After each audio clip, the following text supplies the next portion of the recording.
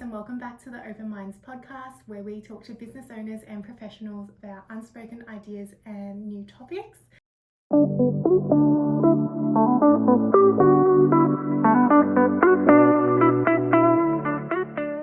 Today I have Danielle on the show joining us today. Danielle is a makeup artist and a hairstylist.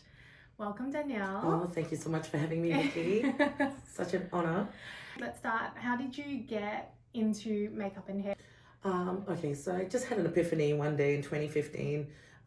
Makeup's so interesting. There's always something new to purchase, always something new to get excited about. Mm-hmm. And I was like, instead of just my own boring face, what if I actually tried to do it for other people as well? Yeah. So went to America for a month with my bestie, and then bought a heap of makeup, came back, and I was just like, you know what? Maybe I should really do a course. Mm-hmm. Did a diploma. There was a bit of hair in that as well. But like anything, you don't really learn even 10-15% of what you really need to know until you really dive into the industry.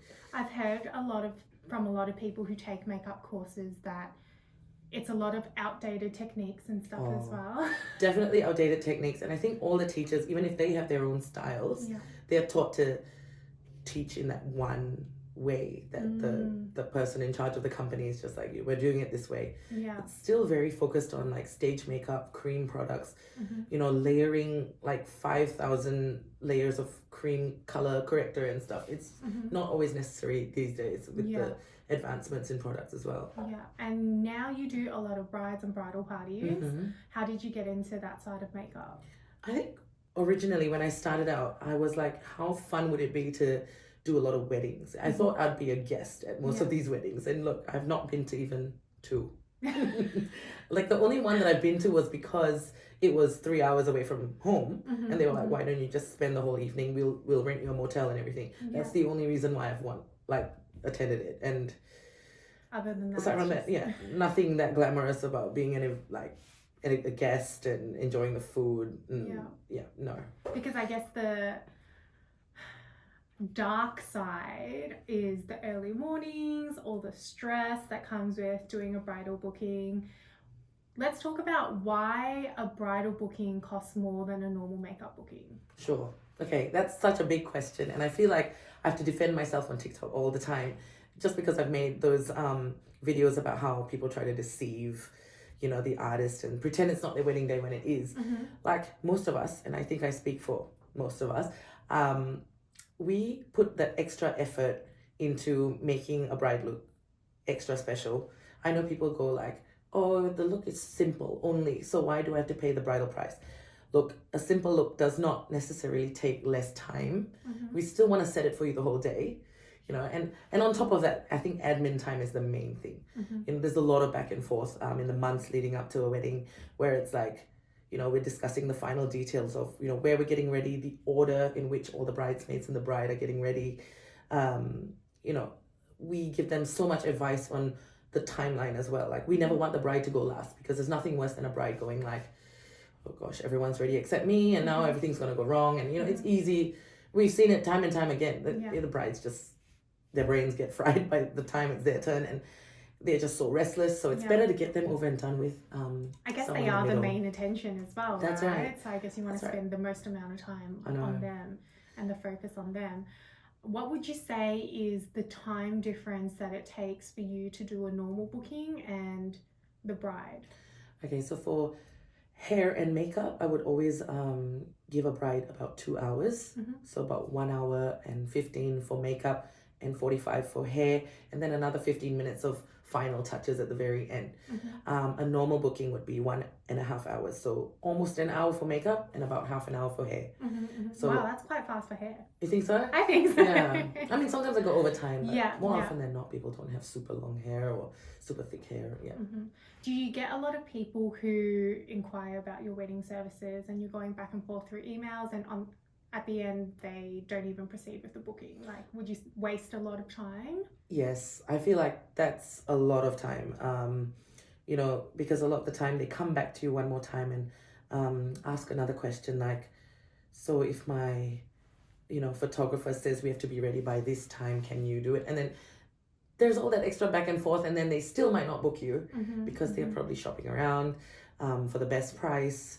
I mean, not to sound desperate, but I am really quick at replying back in the emails. So if that's not a factor, I'm guessing that price is more often the factor, that that they have chosen someone a bit cheaper, someone a bit nearer, so the travel cost as well is a bit less. So yeah. What would you say is the average price for a makeup application for a bride? Ooh, yeah, it's really hard to discuss averages as well, because I still consider myself lower than average, believe it or not. That's another thing to discuss later, because I don't like it when the price difference between bridal and standard is so significant. I like it to be a bit more proportional in terms of how much time is spent. But look, even Melbourne alone, we have to stay very competitive. Compared to Sydney, when I look at their prices, I'm like, how do people even charge that? I feel like everything in Sydney is just more expensive. Like hair, makeup, like nails, everything. But it's so it's not even uncommon to see someone charging double what I charge there. Yeah. That's still on their lower end. So it's like, it's not like houses are exactly double or more, So it's like, I just don't get it. Sense. I don't get it. But maybe they're just more makeup artists in Melbourne, and you have to just stay on the lower end. Competitive. Yeah. You said that sometimes people lie when it's their wedding and they're trying to get a cheaper price. Yeah. Do you have any standout stories that you remember of this happening? So there were websites that people used to find makeup artists on, and that's where I kept my price competitive, right? So back in the day when I was, let's say $10 cheaper for a normal application versus bridal, I still had people. It's not much at all. People would still book the normal one and then go out of their way on the day to pretend it's not their wedding day. Oh, it's just a photo shoot, or oh, it's just an engagement. Yeah. And it's just like, okay, really embarrassing, and I don't want to keep interrogating. I just keep quiet and pretend like I really don't know what's going on. Yeah. But it's so obvious. But in those cases, would you just not do the extra work that you would normally do for a bride in terms of like the prep and the setting? Well, I mean, it's been a while since something like that has happened. But back in the day, I mean, I would always put 110% in anyway.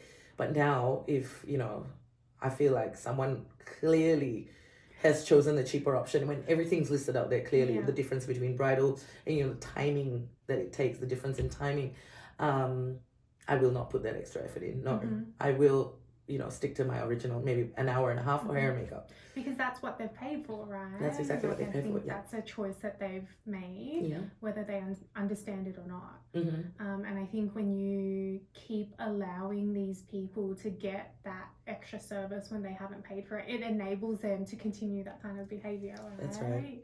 Do you normally take deposits for your bookings, and have you always taken deposits? Yes, I do now. At the start, before I even had any social media presence, I was like, who's going to trust me? I can't just text them, hey, send me, X amount of dollars, and then I'll show up for the booking. That's exactly how I felt when I started nails. I'm like, why would someone give me like their money when they don't even know who I am? Exactly. So I think as time went on, I realized, how many times I've been stuffed over because someone could be like, let's lock it in, and it's just like so informal. And then closer to the date, they go, sorry, I'm going to have to cancel. And it's like, I'm not going to interrogate you back. Why are you canceling? Have you found someone else? Found someone else cheaper? Or has the event gotten cancelled? Like, I can't really question them back. I just kind of just take it as a blow. Like, it's done. But now that I do have a social media presence, I feel like that's something for someone to hold against me. So it's like, there's a chance if they also know, like, if this person doesn't show up for their booking, they have, every right to be like, this person, this Instagram, don't book her. So it's like, there's that trust factor now, I think. Yeah. Have you ever been like screwed over by not taking a deposit? Yeah, early on, definitely. Yeah. You've had a few instances as well where people have tried not to pay you. Can you talk us through some of your experiences with that? Okay. So there are two stories that come to mind, right? My two favorite stories. One of them is someone who was pretending to be a bride coming for a cheap trial. And then there was another person who, firstly bargained over the phone. And then after the booking, she still tried to pretend that we agreed on a lower price. Which one would you like to hear first? Let's hear both of them. Start with the first one. Okay. So the bridal trial, I think that was the biggest. So instead of booking in for a normal makeup application, she said that I want to get my makeup done for my wedding, and then so you booked in a trial at a cheaper than normal rate, is that right? Yes. Okay. So this is really like the first year of my career, okay? Mm-hmm. She found me on a website. She said she wanted to do a trial for her wedding in June. Mm-hmm. So she said her wedding's in June. She came for a trial in March, which was already very close to the wedding date, Mm-hmm, right? mm-hmm. Came for a trial in March, and she goes, I want silver eyeshadow and my hair down. I want to see what it looks like. And she really loved it, and she was discussing everything about the wedding, like complete, finest detail, down to the finest detail. It really did seem like, it was all good to go. Yeah. But she goes, and I even have a office party, so I get to wear it out for the night, so I can, see how it lasts and everything, and see what other people say. And okay, cool. So she's using it for an event. And in the back of my mind, I was like, are people gonna do this where they're gonna, take advantage? But surely not, because she told me everything about the wedding, so she's legit. And then she messages me, I would love another trial, and this time I want to try gold eyeshadow and an updo instead. Okay, she comes another day, and this is in April, so it's still like 2 months away from the wedding, right? And to give you a background as well about how much I used to charge $60 for a hair and makeup trial, and I used to say $30 off that $60 will go towards the actual wedding day. So you're basically doing $30 for a hair and makeup trial. Yeah, call me desperate. Oh my god, that's like the opposite of daylight robbery. That's just like charity work. Yes, it is charity work. She came back in April. She did the trial. Once again, all smiles. Everything's all good. So just to confirm, I've got 2 sisters and my mom and me. Yeah. So everything was like, yeah. She's providing so much detail. So like, you just believe that it's going ahead, right? Yeah. And then on the way out, she was just like, okay, I'll let you know. I'm thinking, okay, what's she gonna let me know now? Don't tell me not to forget. She even said, and today I've got a birthday party I wasn't planning on going to, but now I've got to go because I look good. So I was like, oh god, coincidental. Coincidental. Yeah. So were you getting suspicious at this point? I was getting suspicious, but I think I always believe the best in people. Yeah. I do. And then a couple of weeks later, because I was confirming what time, if everything was good to go. Had you taken a deposit at this point? Well, no, the $30 served as the deposit, remember? Oh, not to forget, the second trial, she only paid $30. Oh, okay. So she paid $60 the first time and $30 the second time, because she was like, so it's just 30 today, yeah? Meaning the original 30 would have gone to, that's another reason for me to believe that she locked it in. Then she messages me, hey, sorry for the late reply, but my bridesmaids have made me go ahead with a different makeup artist. So that's when I started to believe maybe she did use me for those other events she had to go to. But the plot thickens because Facebook was like, hey, friend suggestion. And I saw her profile pop up. She was already married. She got married months before the first trial. Just a few months before. And all the details that she described of the wedding was exactly what already happened. Yeah. Oh my god. I know. And I still saw her name pop up on that website asking for makeup artists for her wedding in November. I need a couple of trials. She's like a serial scam. That's basically a scam, isn't it? Like, it's basically, like you're giving people false hope that they're going to get a booking. I know. And then taking advantage of the cheaper rates. But the silly thing is that, like, a makeup application is kind of personal. You get to know each other so well. Yeah. Like, you're talking for like, what, an hour and a half, 2 hours? Right. It takes another level of con artist to be able to be all, like, seem so genuine. And, like, no shame as well, right? Like, I know. So now that's why my bridal trial prices are pretty much almost the same price as a full application. Do you think that's quite standard throughout the industry? Yes. Yeah. Yes, I think it is now. I think people have learned from my stories. I mean, like, one person ruins it for everyone. Yeah, definitely. And what was your second story? Oh, the second story is this lady that calls me saying her daughter was going for her debutante. Her daughter is the debutante. And she wanted to book me for herself and her daughter. And this is back in the day when I used to also not even charge for travel. So this was all the way to Greensboro, about more than half an hour one way. And my price was $130 for hair and makeup at the time. So cheap. I know. I told her $260 for the two of you, and I come to you. And she goes, can you do $200? It's on call as well. And I find it so awkward on call. It's very confronting. And I think when you haven't built up that confidence when you are new, you don't know what to say. You freeze up in the moment and you just give in. I mean, I didn't want to give in all the way, so I was just like, I can do $220. Yeah. So I discounted it by $40, right? And then Which she is goes, super cheap for travel, hair, and makeup for 2 people. yes, right? definitely. Yeah. And then so she calls me back again later, and she goes, but my daughter has to be ready early. I don't. Can you come for her and then come back later for me in the afternoon? I was like, no, I'm not traveling twice, and I also have something else in the afternoon. Yeah. You know, Did so you have something else? Or I did actually did. Yeah. But either way, I feel like, would I have been a pushover? Maybe. I would have been a pushover if I had nothing else, you know? Yeah. But she was like reluctantly happy to book in the end. But she was just like, okay, fine. Okay, and then on the day, right, so remember the price was going to be $220. Mm-hmm. On the day I was doing her daughter, and she was just sitting there like a little hawk. Oh, too much of this. Oh, da da da da da. So she was watching every moment, and every move. And even though her daughter liked it, she made her daughter second guess herself. And I realized she was just dragging out the time, because when it was her turn to go, she was just like, okay, I'm gonna shower now if you don't mind. And I was like, okay, but don't wash your hair. She's like, no, I've got to wash my hair, but don't worry, I'll dry it for you.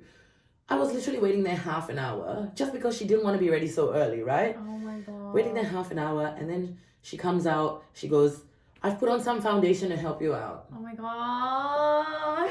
Can you imagine if someone came with a base coat of nail polish for you, and then and it was just like, can you work over this? Like, but the selfishness as well is what I don't understand. Like, I think some people feel really entitled, and I think when you're first starting out as a business, they don't take you seriously, right? Like, they think they can push you around because they're doing you a favor by paying you, right? So it's quite sad actually, and I think it takes some kind of personality to be like that. And it definitely made me more of a patient person, but I tell you, I was boiling because she kept having to stand up to go and like help her daughter get dressed, take photos of her daughter, and then I was just like sit down, let me finish you off. You know, it was not easier to work over her foundation at all because it was already sort of semi-set and nothing was blending over it easier. Anyway, time was ticking, and I thought, like, you know, I was going to be late for my next booking. Anyway, I wrapped her up, and then on the way down, she was like, so how much was it? Was it 200? And I was like, no, it was 220. But she had 220 in her hand the whole time. She was just trying. She was trying one last time. So it's kind of like, you know what, I have weeded out these kind of clients now that I've stopped using that website. And there was another website after that too. So after stopping the use of these websites, I have stopped trying to be the cheapest, trying to be, you know, competitive, and it really attracts those kind of people, doesn't it? It does attract those kind of people. Like, no matter how cheap you are, you're going to be taken advantage of. So you might as well be average and above. And I guess as your social media following has grown, then you don't need those websites as well, right? That's right. And then word of mouth and everything. I think, you know, honestly, COVID was weirdly a blessing in disguise because we've like networked so much with other artists that we're all on like the forefront of each other's minds. So every time we're not available, we always have someone else to recommend. And I think that works the other way around too. So I keep getting referred by other artists, which is good. Because you guys, I guess, working in that wedding industry kind of thing, you guys would be working with hairstylists and makeup artists and photographers and all of that all the time, building connections. Are there people that, I guess, have a bad reputation to work with? Juicy. Look, I love the opportunity to work with most people because in general, when we post each other's work, that's extra visibility. We can, you know, it's technically a collaborative post. It is, it just increases in like visibility. I don't know what I can expose about people, but there are definitely people I'm more intimidated by, people that have been around in the industry longer than me.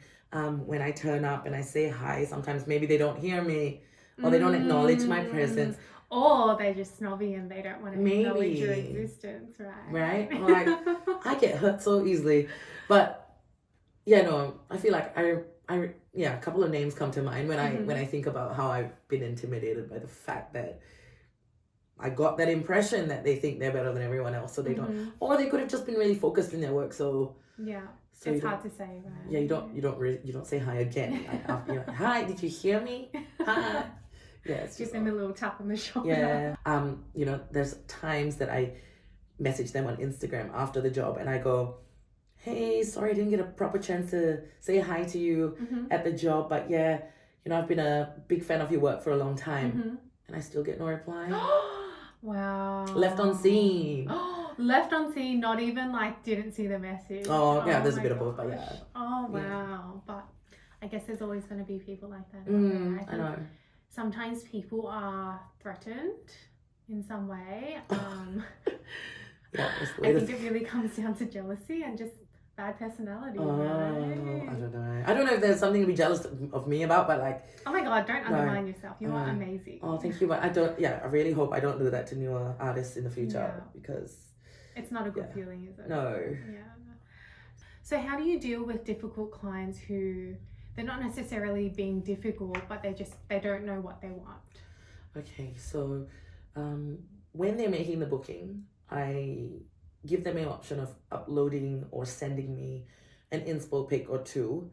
A lot of the time, they might send a bunch of inspo pics that all contradict each other. Like one is cool tone, one is warm tone, and you're just like, what do you truly want? Yeah. Because as like a client for me, I think of it as when I used to go to the hairdresser, I'd show her a bunch of pictures and she'd be like, okay, well, these are all very different, even though to my naked, like to me, they kind of look like they're on the same spectrum. I know what you mean. And plus, like, it looks different on everyone too. So inspo pics are always going to be like not 100% like transferable. I think the best thing to do is spend time with them on the day. So don't even bother going so much back and forth, you know, by text and email. Wait for the day, you know, you show them a set of different photos, maybe of work that you've done, and you go, in your opinion, do you find this eyeshadow too smoky? Would you like it a bit less? Or, you know, have a starting point, and then they can find the in-betweens they want for blush, you know, eyeshadow, a lip color, and all of that. Like, maybe have 2 or 3 photos of your own picking because you know the difference, right? Like, you know, the so you guide them, basically. Yeah, you guide them. And of course, when it comes to like eyeshadow, it's always easier to go a bit lighter and then deepen it if they want to, as opposed to starting off dark and then having to lighten it later. Even blush you can build.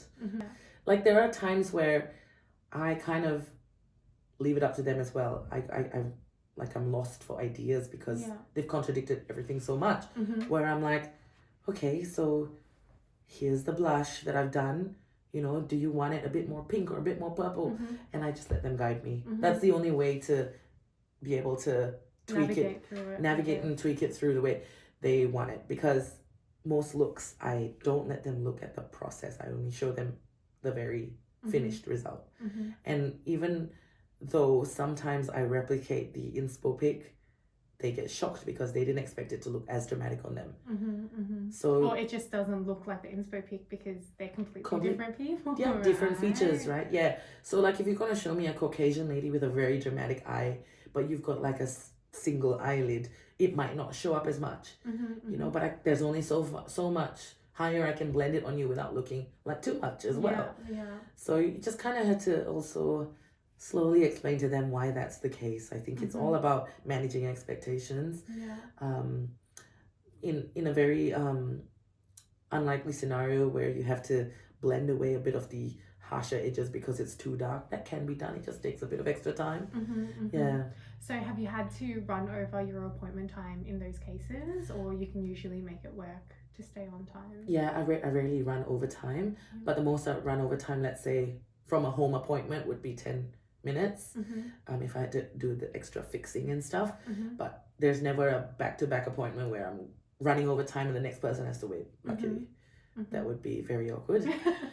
Speaking about staying on schedule and being on time, how can people prepare for makeup artists and hairstylists to come into their home to get ready for the day? Okay, so I feel like as a makeup artist, I should have my fixed prep sheet for them, and I hope that most people do send it out, because that's just the way you make your life easier, and also their life easier, because otherwise they're going to ask you one question at a time leading up. Do you need this? Do you need this? I mean, you might as well just send them a list of what you need. And I think what's usually on that list? So I think I speak for everyone when I say have a clean bare face. We'll do all the skincare and the skin prep for you because we need to make sure the skincare works with the makeup that we're about to apply on you. We would love a high chair most of the time. Bar stool would be great, especially for groups. From what I read as well, I'm not the only person as a hairstylist who prefers the hair completely clean.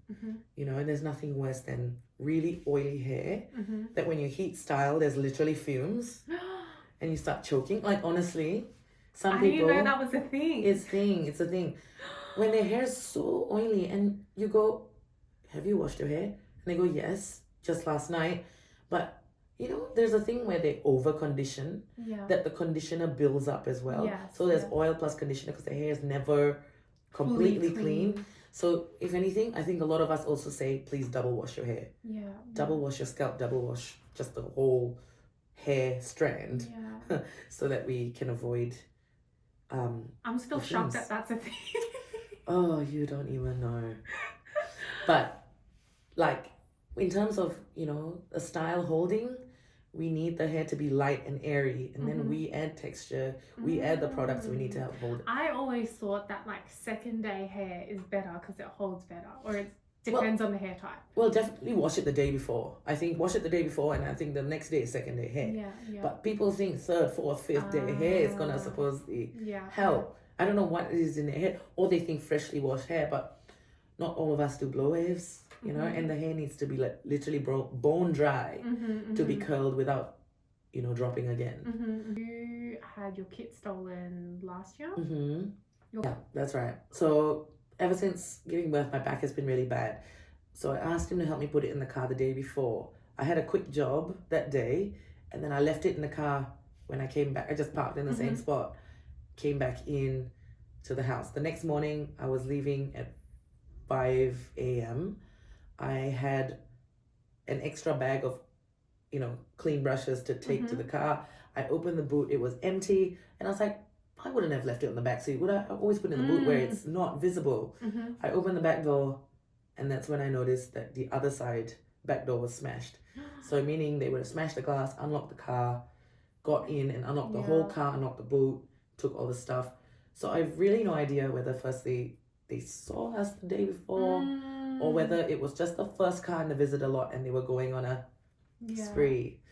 Because I guess you wonder if you were specifically targeted, or if, because how much do you think the value of your kit would have been? About 13 grand. I did the whole count. So I sent it to the police code, and I had to list every single thing that was in my kit, revisiting my old photos and, Oh my God. Yeah. And I remember you saying that there were a lot of products, brushes and tools that you can't get your hands on anymore. Yeah. Right? I mean, there are certain brushes that literally live and die with you because they get better over time. Yeah. And sometimes it's like a set that you bought, and there was just that one brush that you love so much, and that set is either no longer around, or you're not going to buy the whole set for just that one brush. Luckily, I had a few extra spares. Like, for example, I decant all my foundations, so there was still a bit left in some of the bottles. I just chucked it in my husband's office bag, went to the job. Luckily, there was another makeup artist there, so I borrowed the simple things, like you don't have extras of like sharpeners,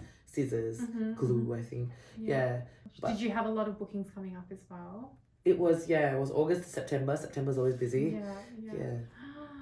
Devastation. But you know what? The community did come through. I did get some donations, and I got even makeup donations. So that's so good. That definitely filled up the gaps. And have you rebuilt your kit, or it's still? Yes. I mean, you would hope so. A year later.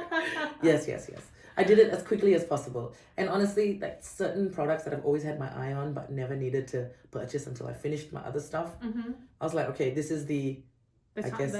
It's the upside, I guess. It's the only one positive way to look at it. I finally get to try new stuff that I didn't need at first. What would you say are your top like holy grail products? Oh, Patrick Tar blushes is always the first thing that comes to my mind. Really? Yes. I'm gonna have to get my hands on that. Like, what is so different about them? I don't know whether it's just the shades that I keep reaching for. The fact that you've got both the cream and the powder options, and they're not identical either. So you can use the cream or the powder all together. So you've basically got 3 shades and a whole gradient that comes along with using both products. And I don't know, the shades are just gorgeous. Like, she's baked for tan to deep skin tones. She's blushing for everyone. I can go on. And I'm someone who's never worked in retail, so I can really keep talking about products because I'm not sick of it. What would be, I guess, your tips for someone that's an upcoming makeup artist or someone that wants to get into makeup? Take deposits. Take deposits I from think the anyone very experienced beginning. in the beauty industry would say take deposits. Yeah. Just hold your ground. Stand your ground. You know, showing this kind of confidence is definitely going to reflect better in the long run, especially. So get used to it early on. So what other tips do you have for beginners? So definitely get an Instagram going. I know a lot of people start and they're scared to post anything, but you just got to keep posting frequently. I think the Instagram algorithm loves new pages. I noticed like there are so many new pages that keep popping up. And it's on the explore page already. Yeah. Just keep posting. You know, you never know who's going to see your page. Eventually you'll make friends in the industry as well. And it's, like I mentioned before, it's so good to shout each other out, especially when you're not free, you recommend someone. They're not free, they recommend you. Yeah, networking is so important in our industry. I know. Beginner me would have never agreed to ever say, ooh, networking, let's get excited. But like I said, like, it has definitely helped me so much.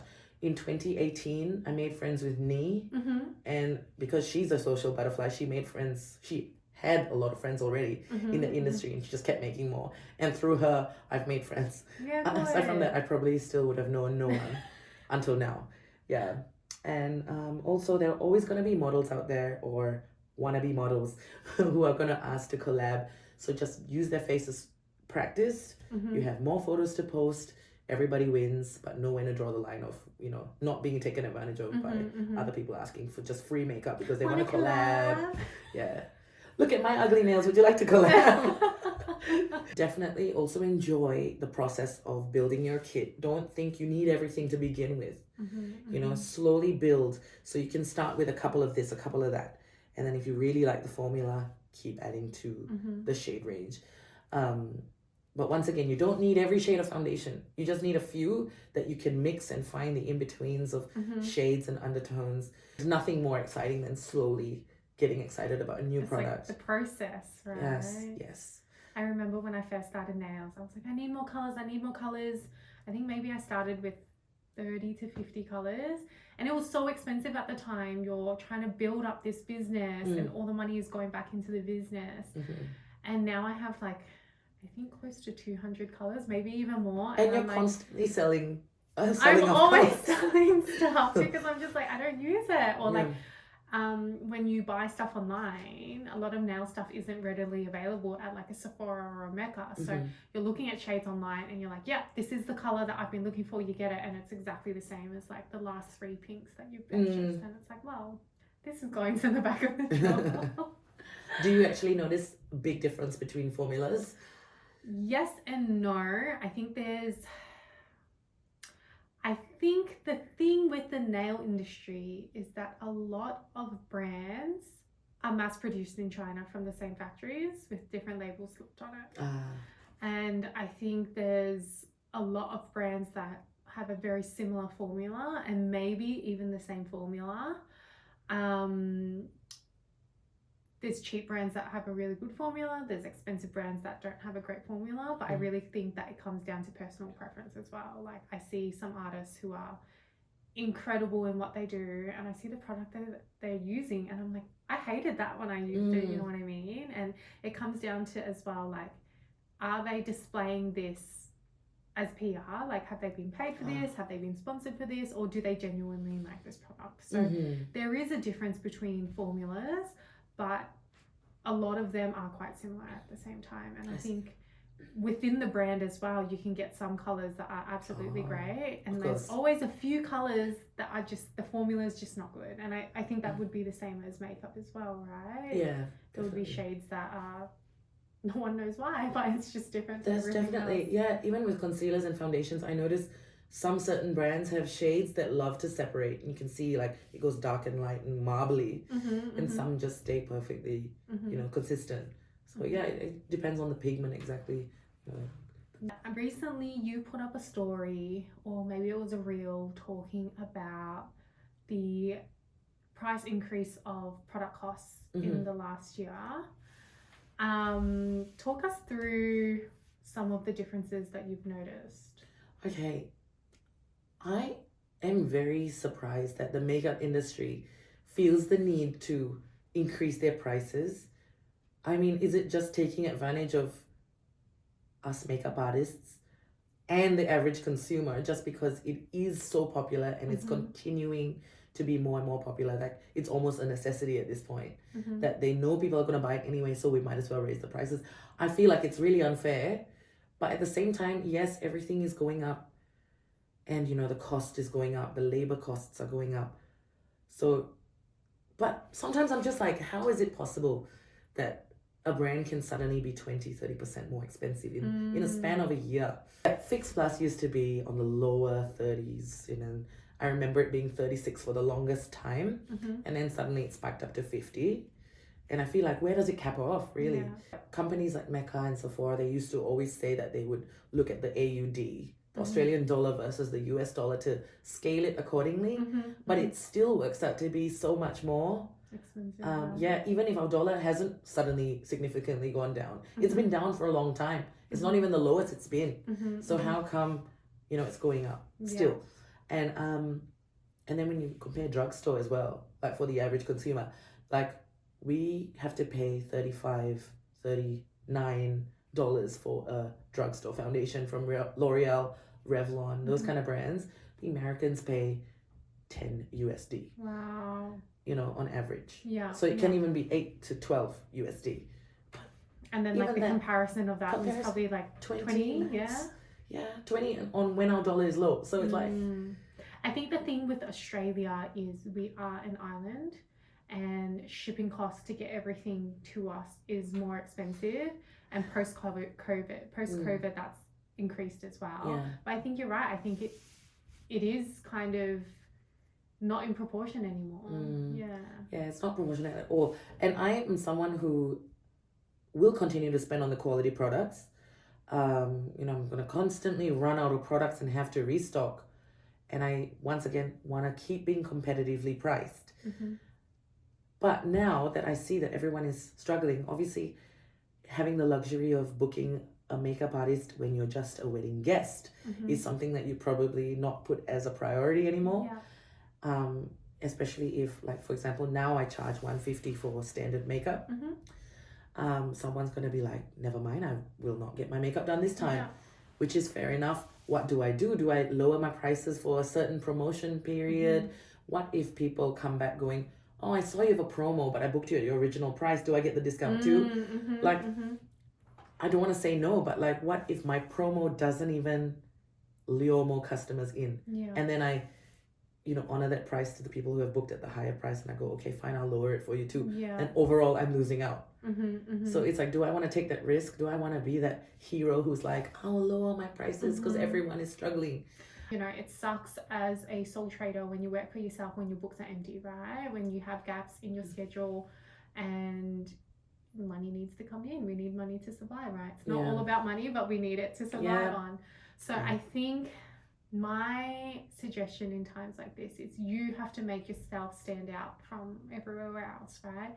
Yes, you can go get your makeup done at Mecca, but I maybe have more experience than the person at Mecca, or I provide a personalized service, or I do this, I do that, I give you a little touch-up kit. You know, I think you have to sell yourself harder rather than lowering your pricing a little bit. How's this pitch? Yeah, don't go to Mecca because the artists there always get interrupted by customers. Look, making those videos definitely brought a bit more traction to my profile, which I'm very grateful of. But then I'm also aware that too much, you know, fun and games will also make me look a bit less approachable. Yeah, less approachable, less like professional, I guess, less focused on actually beautifying people, you know, as opposed to just reminiscing on the funny and stressful stuff.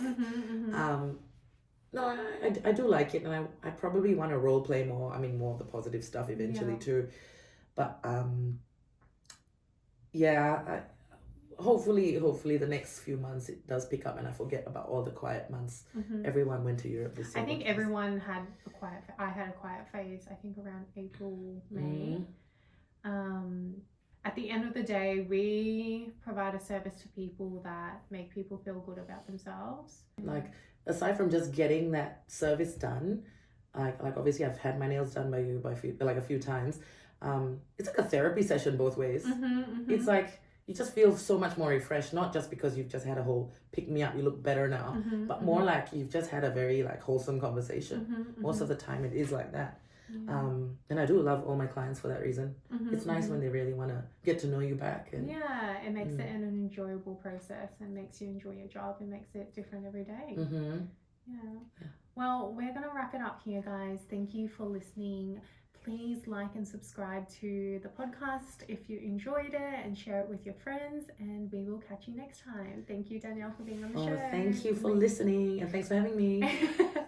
Make sure you follow Danielle on socials. Go give yourself a shout out, Danielle. DHENMUA. Oops, forgot the dot in there. DHEN.MUA. See you guys next time. See ya.